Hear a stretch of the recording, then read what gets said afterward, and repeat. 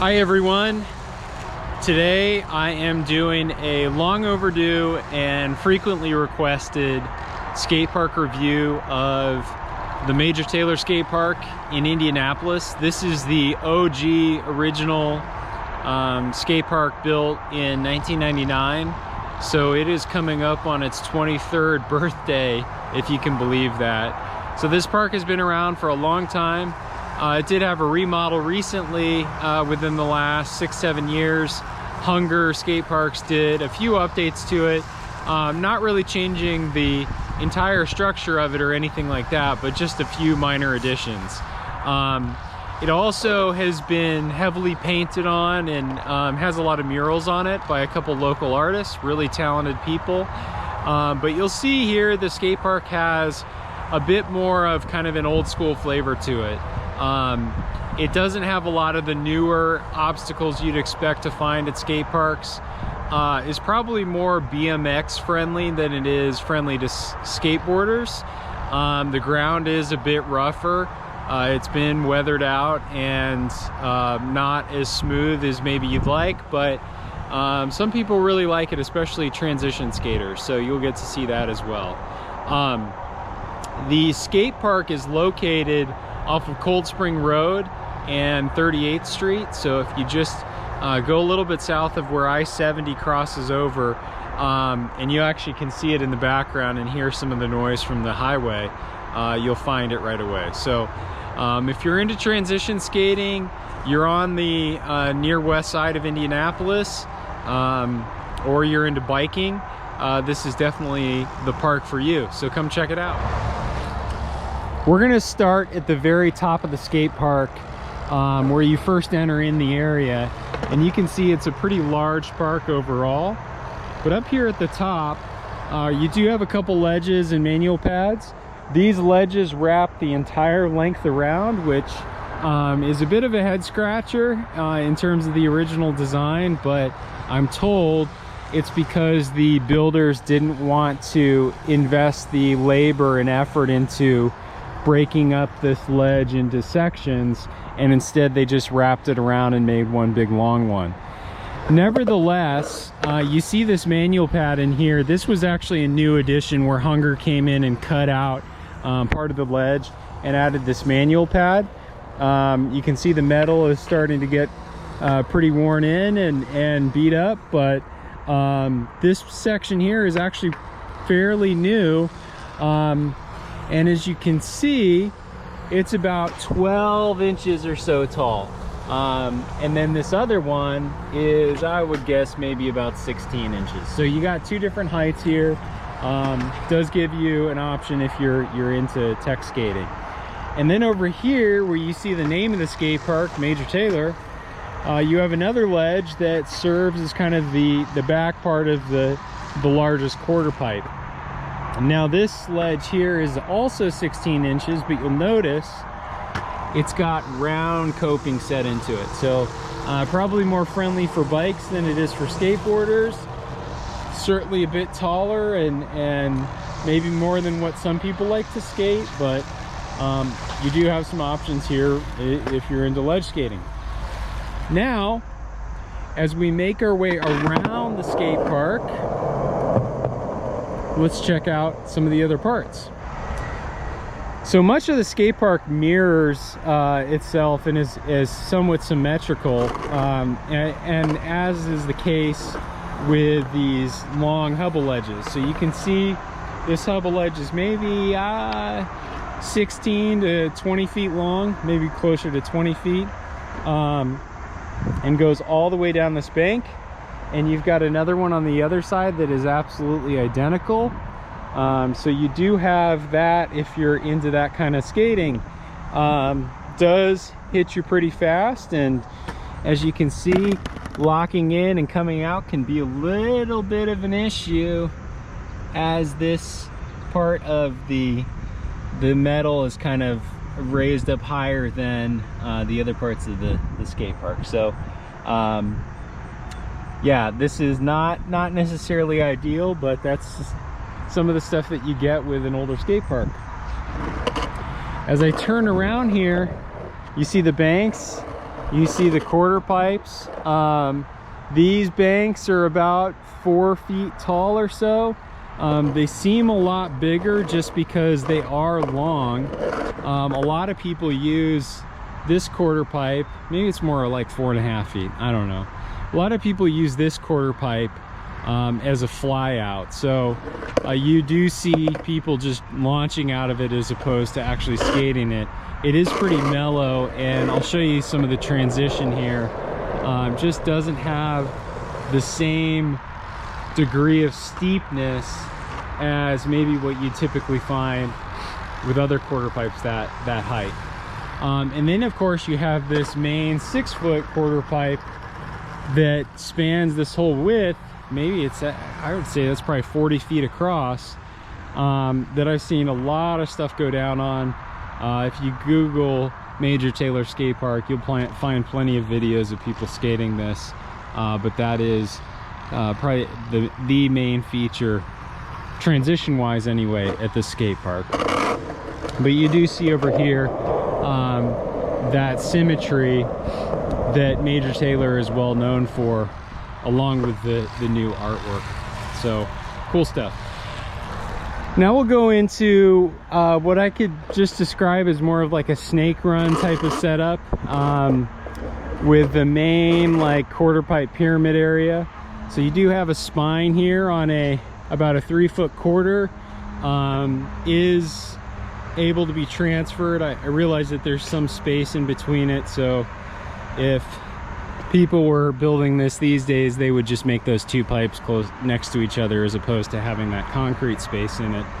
But needless to say, this is a good transition. I definitely like how the radius is on this. Definitely built the right way in that regard, as are the other quarter pipes in this section. And you can see they vary in height. So we've got we go from about a 3-foot quarter pipe to probably 4.5 feet again, and then over here we've got another 4.5 footer that goes all the way up to 6 feet.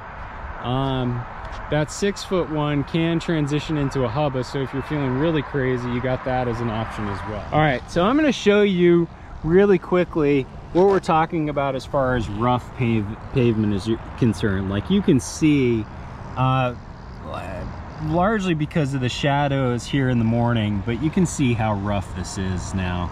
It just needs a lot of love at this point in its lifespan. I would love to see the city come through and just completely refinish the ground here. Wouldn't actually be that difficult, but you know, it would take out all this new paint, so won't happen anytime soon. But anyway, let's move up to more of the street section. So you do have this bump to ledge, as well as an out ledge that used to be skatable. A bit harder to skate that now that Hunger came in and put this new bump to ledge box in, but honestly this is a much better feature because that out ledge was about curb height when you were skating it. So this one gets skated quite a bit. It's about 16 to 18 inches tall. Definitely gives you some nice options. And then over here you've got a smaller box that's maybe 10 inches tall, slopes down to be more of a curb height. This is an original feature of the skate park that served as a manual pad and box.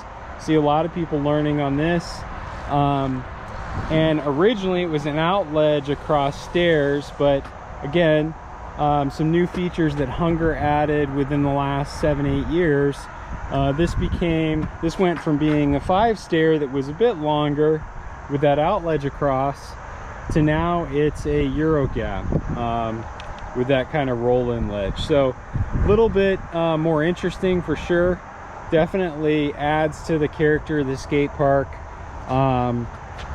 and replaces what used to be here and maybe not skated as much.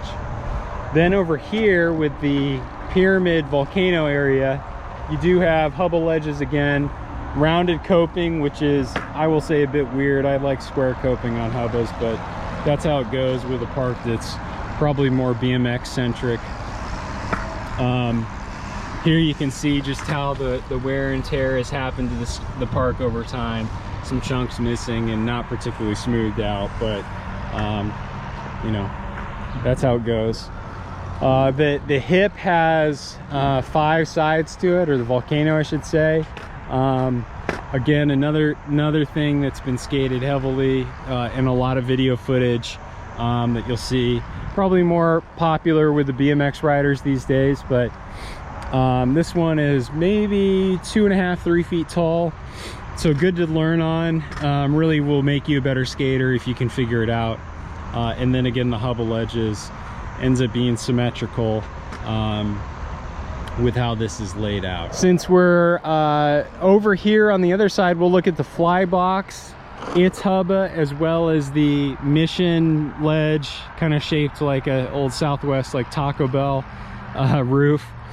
And then you've got this round bar. So I've seen this round bar just get absolutely annihilated during skate demos in the early 2000s. Probably doesn't get skated as much, at least not by skaters, just because that's really not what they're into these days. But you would basically skate the hip or bump onto it and then slide out. Probably more of a BMX thing these days. And same goes with this sort of rainbow Taco Bell type of ledge. Pretty skinny across, so definitely possibility to even sack this if you're not careful. But that is a really interesting feature. And then over here is the Flybox. Now you can see how concrete has been added to it. This was again a part of the Hunger remodel. It used to be shorter and a bit steeper.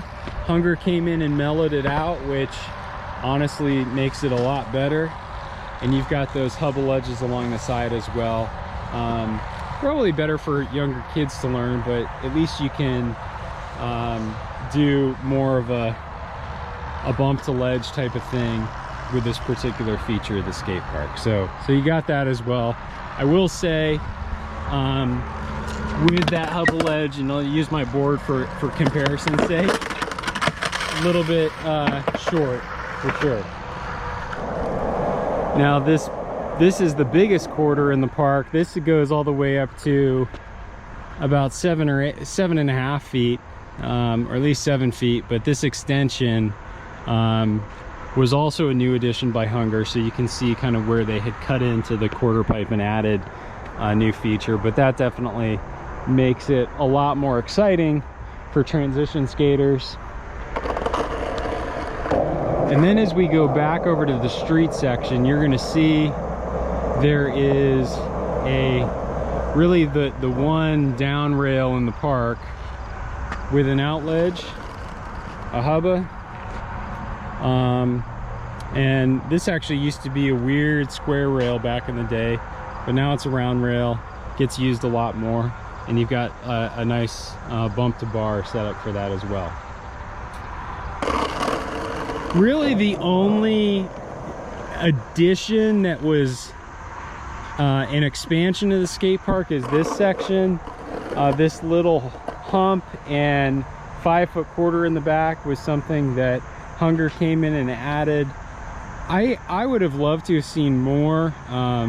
It's unfortunate that the city didn't really allocate the money and resources to allow Hunger to do more, but there is another expansion plan here, and you can see there's plenty of grass around the park, which does provide quite a bit of room for the future of Major Taylor, and perhaps one day there will be some properly designed aspects of this skate park added. Finally, last but not least, you've got these twin Hubbas in the corner. These get skated quite a bit, probably the most popular as far as Hubbas go with skaters, just because they are square and relatively straightforward to get onto. They are super long, so it is a bit of an escalator ride, but that can be fun. And then you've got this curb section back here, kind of disintegrating a bit. Probably not something that I would want to skate as a curb aficionado. You can see this round one is just breaking apart, which is unfortunate, but that's how it goes. Then last but not least, we've got another quarter pipe back here that really rounds out the park. A few other features that I want to point out: the skate park does have lights, which allows it to be skated a lot longer, especially as you get later into the year or you're really early in the year.